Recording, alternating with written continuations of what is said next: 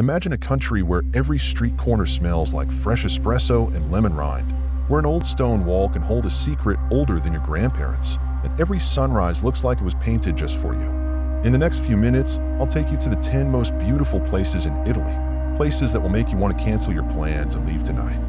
Stay with me. By the end, you'll be packing in your head. And hey, if this feels like a trip you need, smash that like button and let's keep going. Italy isn't just a destination. It's a collection of moments, a stranger handing you a warm pastry, the taste of the sea on your tongue, an echo of a song inside an ancient arena. Some of these places are postcard perfect, others are quiet, stubbornly local. I'll show you both, the beauty and the little tensions that come with it, the line between preserving charm and turning it into a photo backdrop. Ready? Let's begin. 10. Cinque Terre. Close your eyes. Cliffside villages stacked like a box of watercolor paints, terraces of vines clinging to the rock, and narrow lanes that smell of oregano and salt. Hike the steep trails or drift between harbors on a small boat. Either way, you'll find a lane called Via dell'Amore, Lover's Lane, where people still slip handwritten notes into cracks in the wall. But here's the tension. These villages are fragile. Too many visitors means the locals whisper about lost afternoons and quiet fish markets replaced by souvenir shops. So when you go, slow down. Buy a gelato from the old man who remembers everyone's names. That's where the real magic lives. 9. Verona. Verona is romance without the syrup. Yes, tourists crowd Juliet's balcony, but wander away from the crush and you'll discover cobblestone squares where elderly women sell bunches of basil and violets and an ancient Roman arena that still sings with opera under the stars. Stand in Piazza del Erbe with a coffee in hand and you'll feel like you're inside an old film. The city teaches you a simple lesson. Beauty isn't one famous sight. It's the quiet life that surrounds it. 8. Amalfi Coast.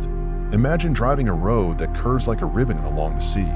Pastel houses stacked on cliffs, lemons as big as your palm. Positano looks like a fairy tale ladder falling into the sea.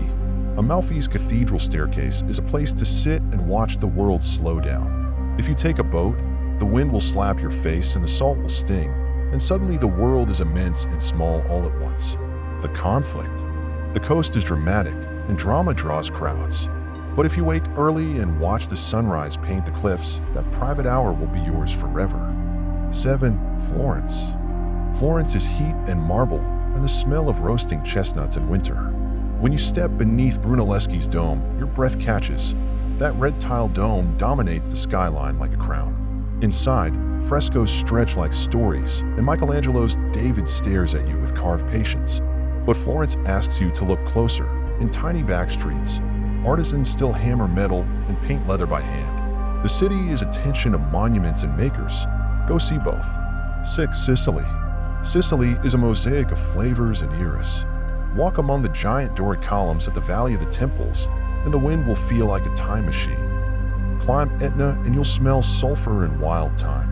The earth here feels alive and raw. In Taormina, you'll watch an ancient theater overlook blue horizons while fishermen mend nets nearby.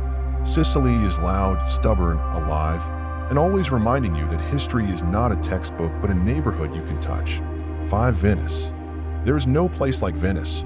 Mist over canals, gondoliers' voices drifting like a melody through narrow alleys, golden mosaics that glow like fire.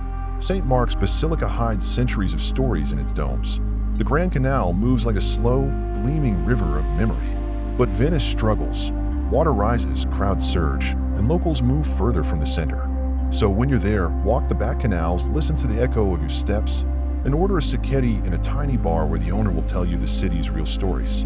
4. Milan. Milan is sharp and confident, an Italian runway where history and high fashion meet. The Duomo's Gothic facade is intricate enough to get lost inside, and from the roof you see a city of steel and style. But Milan is also cafes where designers sketch over espressos and vintage shops where time is curated piece by piece. It's the place where old craftsmanship meets new ambition, a city that teaches you to look forward while treasuring what came before. 3. Tuscany. Close your eyes and picture endless rolling hills stitched with vineyards, farmhouses with terracotta roofs, and a sunset that stains the sky the color of full-bodied wine. In Siena, the Palio horse race still makes a whole city hold its breath twice a year. In Pisa, the Leaning Tower makes you grin at gravity's little joke. Tuscany is a slow poem. Taste the olive oil, Feel the dirt under your sneakers, hear the cicadas sing at dusk. The debate here is familiar: how to keep rural life authentic while welcoming travelers. The simple answer is to be present. Buy local, speak to the farmer, and let the land teach you patience. Plural. Rome is an entire library of humanity piled together. Colosseum stones that remember gladiators, Vatican halls that whisper paint and prayer, fountains that catch the footsteps of centuries. Toss a coin into Trevi Fountain and watch a small ritual tie you to strangers who came before. Rome pulses with a kind of noisy, affectionate chaos. Scooters weaving, espresso stops, late-night laughter. The conflict is part of its charm. Modern life presses against ancient stones, and the city holds both with stubborn pride. When you're there, let the streets surprise you. Get lost on purpose. 1. The Dolomites. If Italy had a private garden, it would be here.